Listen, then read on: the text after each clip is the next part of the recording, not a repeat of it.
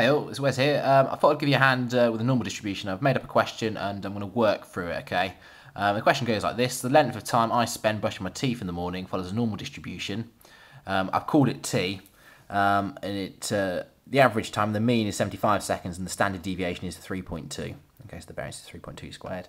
Got two questions to answer. I'll do one at a time. Question one, I'm going to find what is the probability that I spend less than 70 seconds brushing, given this information. Okay, so here goes. Question one. So we've got that T is distributed normally with mean 75, standard deviation 3.2, variance 3.2 squared. So if you like, you see a certain mu is 75, the variance is 3.2 squared, and the standard deviation is 3.2. Now, I'm going to draw a picture. Always helps, I hope, to try and answer this. So, here goes. I know we're used to working in X, but I'm going to call this my T-axis here. This is f of T, okay? Now, because the mean is 75, the normal distribution is symmetrical about the mean, so that's 75. And we're interested in the value in the question. Let's just go back to the question.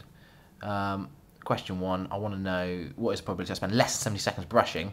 So, going back to our picture here, 70 is going to be to the left of 75. 70, we want to find this probability here. That's what we're out to do, all right?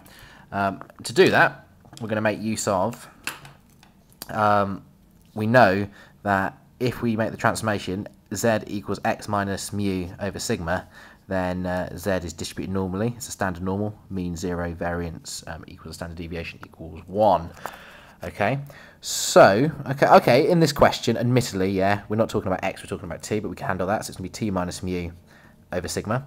So let's sub stuff in. So z is equal to, the x value we're interested in, sorry, the t value we're interested in is 70, so it's going to be 70 minus the mean, which is 75, divided by the standard deviation, which is 3.2. Doing two steps, that's minus 5 over 3.2. 70 minus 75 is minus 5 divided by 3.2. And that is equal to, put it from a calculator, minus 1.56.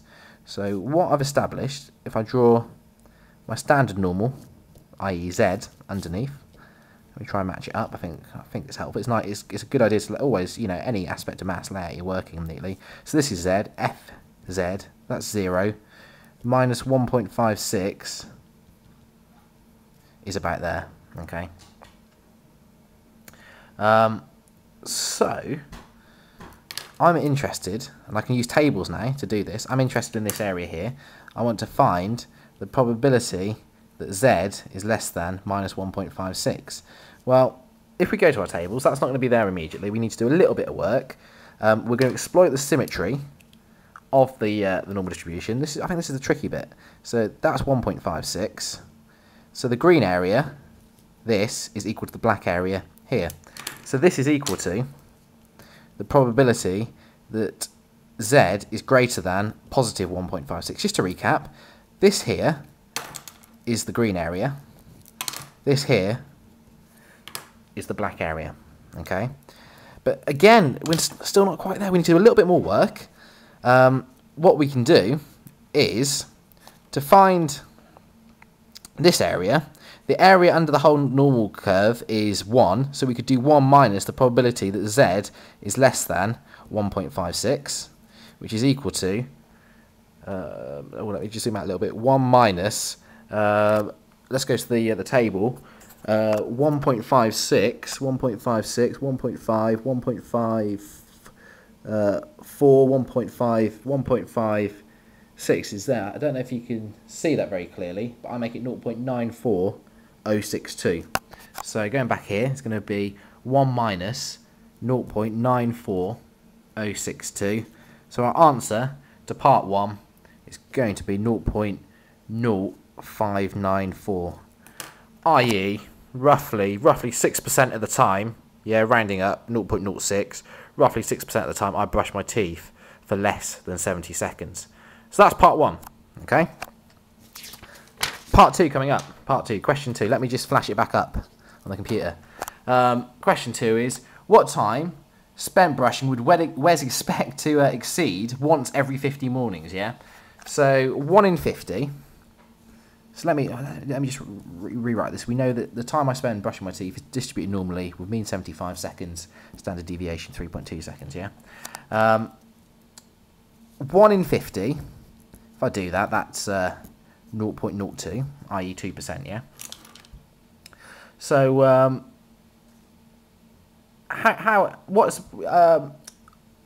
what would you... So I'm looking for a time that you'd expect me to exceed once every 50 minutes. That's what we're out to do. Okay, so let me draw a picture to try and clear up. So here's our picture. We know this is the t-axis, f of t. We know the mean is 75. I want a value out here, yeah. I'll tell you what, call it T1, such that that area, the green area that I've just shaded, is 0.02. Okay. Okay, so directly underneath this, here's my standard normal, Z, F of Z. So I want to find, so let me put that as 0. I want to find, let's call that Z1, a value of Z1 such that that area there is 0.02, i.e. I want to find the probability that Z is less than or equal to Z1 equals 0.02. Sorry, no. Is equal to 0.98, because this area here is 0.98.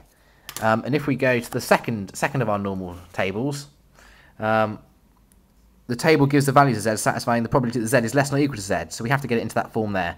So I know this is 0.02. 1 minus that is 0.98. Therefore, we look this up. And when I do that, I get 2.0537. This implies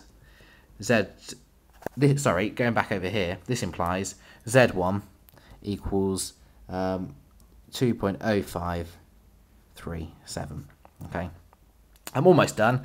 I'm going to make use of Z equals T minus mu over sigma.